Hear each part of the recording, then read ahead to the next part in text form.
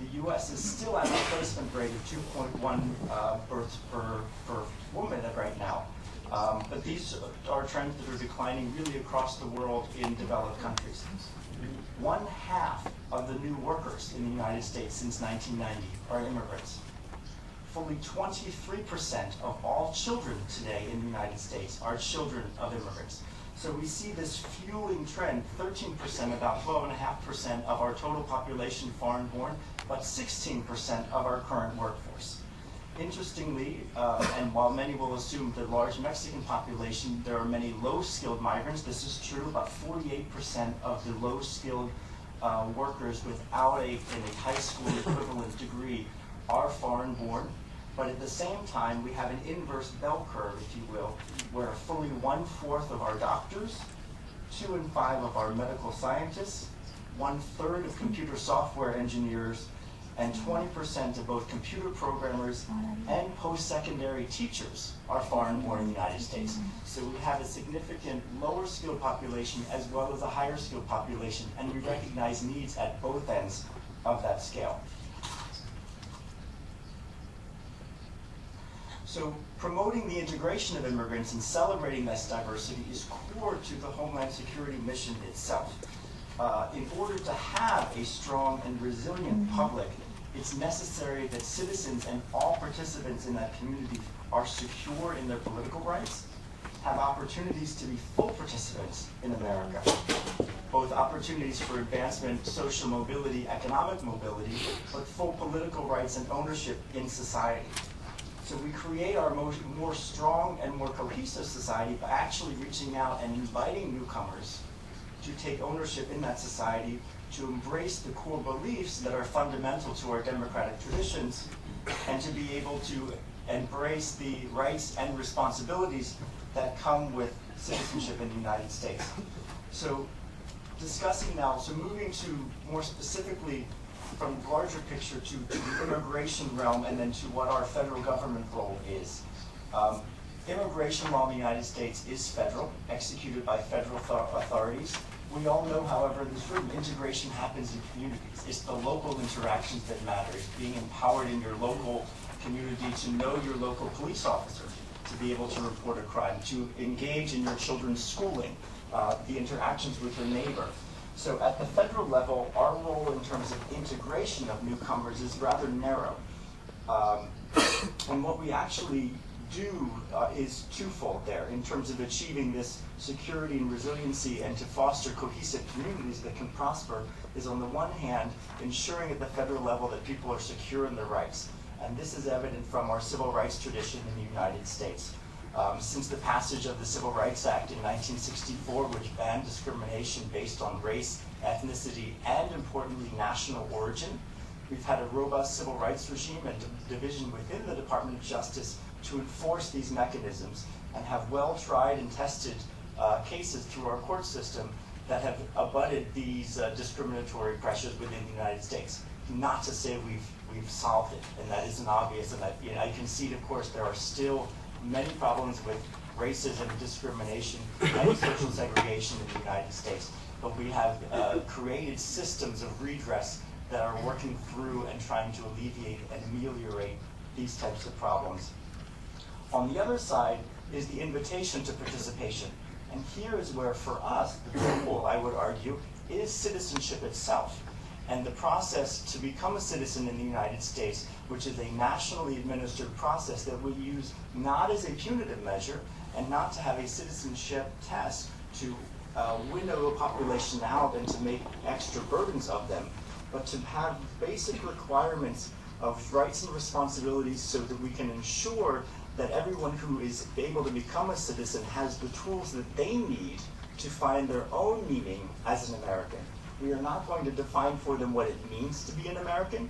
We want to provide them the tools, the very basic tools of learning English, which is a requirement to become a citizen, learning the democratic principles of our Constitution and system of government, and to learn about U.S. history. And as Jean-Paul Mutengo spoke about this morning in terms of U.S. history, this is the good and the bad. This is the history of the family, if you will. And what caused us really to have this progressive tradition to get to where we are today. It does not mean that I have to have anything racially or ethnically or religiously in common with George Washington, but to understand that as the father of my country, he is important to the principles that we live by today, is relevant to each and every newcomer in our society. So from the federal level, we administer the citizenship process, and in particular, my office just redesigned our citizenship test, which had been much more ad hoc, to be more fair and more uniformly administered throughout our system, but also to be more meaningful as a tool of civic learning to impart civic values and to try to build a cohesive society by providing immigrants and making it incumbent upon society to provide the tools. And society, again, is not just government. In our case, is much more NGOs and private foundations that are providing tools such as language classes and other resources to encourage people through the citizenship process to become successful in that process. Excuse me. Our goal is if somebody actually chooses to want to become a citizen in the United States, we don't want them to fail. It does us no good either from a social perspective to have a disenfranchised class of people who want closer attachment to our country and who are denied it. It does nothing from a security perspective to encourage further marginalization and to feel that your government is not working for you. You are already in our country. In order to apply for citizenship, you have to have lawful permanent residence, which you can maintain permanently. So it does no one any good to deny citizenship to those who are eligible. So it's about empowering that process. Okay, let me find myself again here. I got ahead of myself. So just to reiterate, the community engagement that is going on is important. So I don't want to negate, of course, that integration has multiple facets. There's, of course, the functional side. Can I support my family? Can I get a job? Can I interact in the community? And there are networks that are supporting that. We as a federal government do very little there, and it's an area that we're trying to do more. In the US, many non-governmental organizations, faith-based organizations, and local state governments and municipalities actually administer courses that are teaching English and providing direct services to immigrants, and many networks of religious-based organizations that are doing non-affiliate services.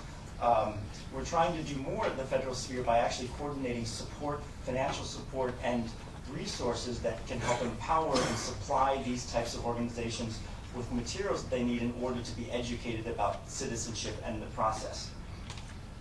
So the participation is important as a means of ensuring one's political rights, as well as to have the educational opportunity to detail what the responsibilities are of citizenship.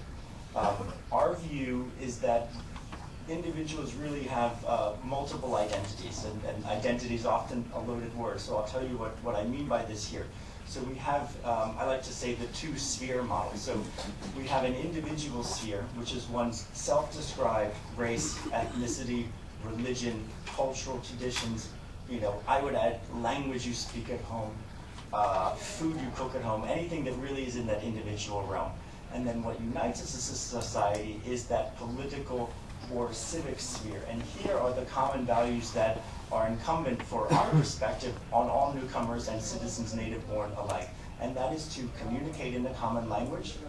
The language of success in the United States is English, which is not to say it is a national language. We do not have an official national language. I don't personally advocate it. I think that sends the wrong message. And we should do more to support dual lingualism, multilingualism, but it's an understanding that in order to succeed and really have advancement potential, English is important. So that cornerstone, and it's not ethnocentric reasons that we say this, it's to facilitate our democracy. It's to encourage participation with your neighbors of multiple cultural traditions, from multiple backgrounds, and to really be successful in using the levers of democracy as tools.